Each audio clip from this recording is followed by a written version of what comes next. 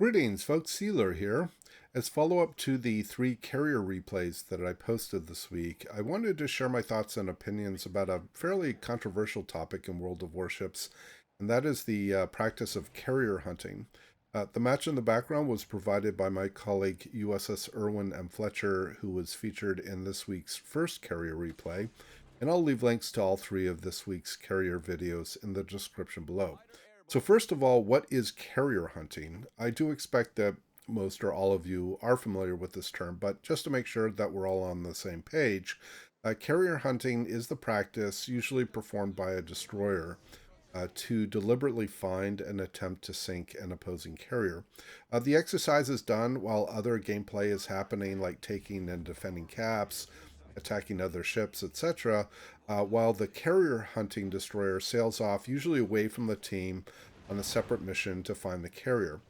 This practice is controversial because many support it, seeing it as an enjoyable challenge or useful to the team, whereas others strongly object to the practice because it is seen as low value and detracts from winning a game.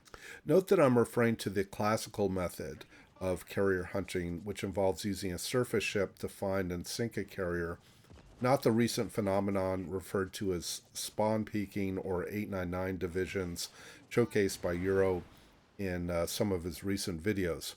I have separate thoughts and opinions about that practice, which I won't cover here, but if you do want to know more about spawn peeking, I'll leave links to Yuro's videos in the description below.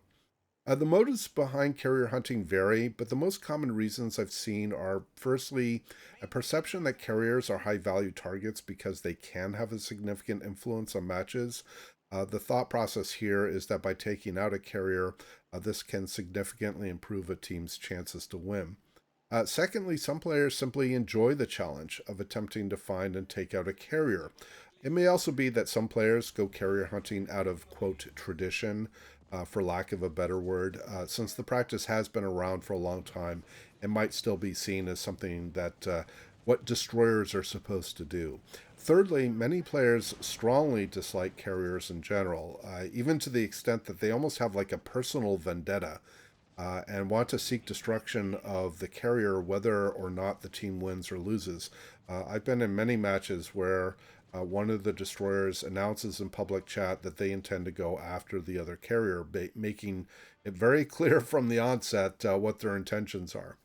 Lastly, at lower tiers, many see the tier 4 carriers as easy targets.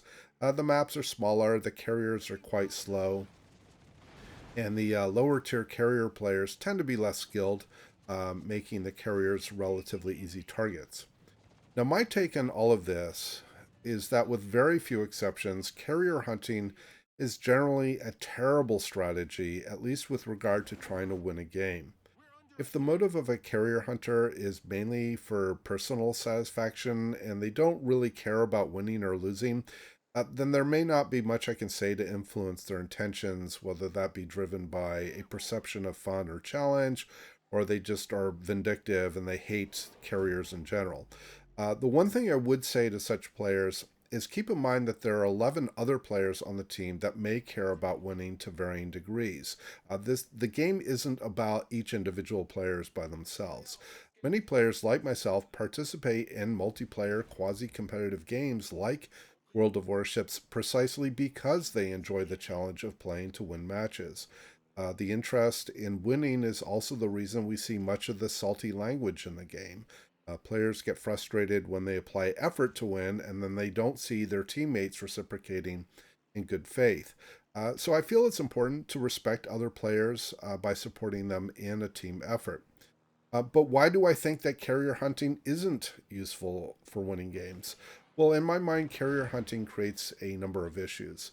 The most important of which is the lack of focus on the objective to win the game.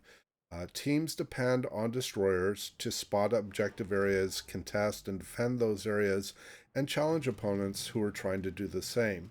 When carrier hunting, objectives are effectively ignored or at least abandoned, even if cap areas are initially taken. The carrier hunter often puts themselves in positions that limit spotting and prevents them from defending objectives and challenging opponents who are trying to do the same. Some spotting obviously still exists, but the value of that spotting generally declines as the carrier hunter moves further and further from the objectives, especially denying visibility on opponents that are in positions to take or defend those objectives. Secondly, pursuit of a carrier isolates the hunter. They have little or no support from allies, and a skilled allied carrier player generally won't attempt to support their ally who was so isolated. It's not worth their effort, time, or energy to send planes to defend or spot for the carrier hunter.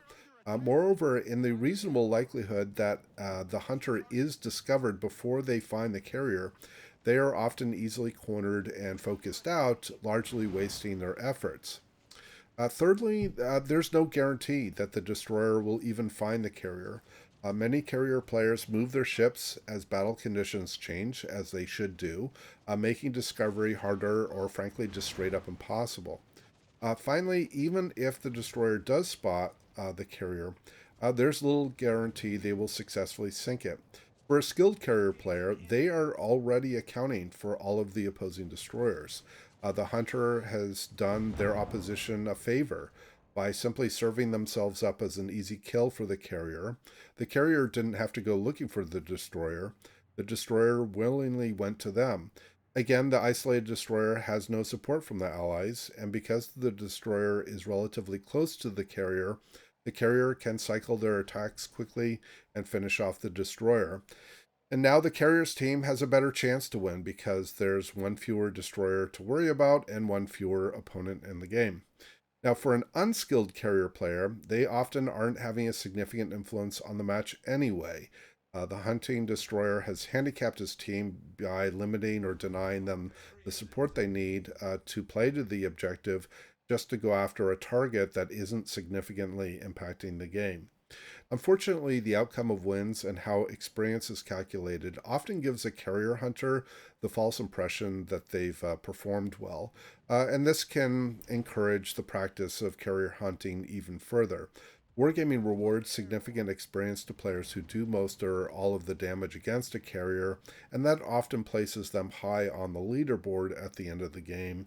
Wargaming even has a unique audible cue when a player sinks a carrier, giving that player the impression that they did something special or important. And then more often than not, when a destroyer does successfully hunt and sink a carrier in a winning match, that win would have likely been earned in spite of the pursuit because the rest of the team performed the necessary actions to win, especially again taking caps, defending them, and earning the points that way. And in the cases of a loss, the hunter may perceive that the rest of the team underperformed, not because the hunter underserved the team. And again, this perception is reinforced because they see themselves as relatively high on the leaderboard at the end of the game. Now, to me, there are circumstances when carrier hunting does make sense, notably when it's the last resort in order to win a match. So this is most common when the carrier is the last opponent in the game. They have to be sunk to be won for the game to be won. All other options in terms of winning by capping or points or whatever have been exhausted, and finding the carrier is the only or the best way to win. Then clearly you have to go find the carrier and sink it. Carrier hunting is also not uncommon when one team has an unsurmountable lead and they're just looking to sink the last ship in the game, which is very often the carrier. Again, they're not harming the potential to win by going after the carrier, even if they end up losing a ship or two. So it's not a big deal. So just kind of my thoughts on this practice of carrier hunting. I hope that this topic and my commentary were at least interesting, if not useful, but I know that there are many that disagree with my perspective, and I always welcome healthy and respectful dialogue, even if we have to agree to disagree. Feel free to share your thoughts about carrier hunting in the comments below. I've likely missed some important points that support either side of the argument, so this is a good chance for us to get a more complete perspective. And with that, we hope to see you out there on the virtual seas, and we wish you happy sailing.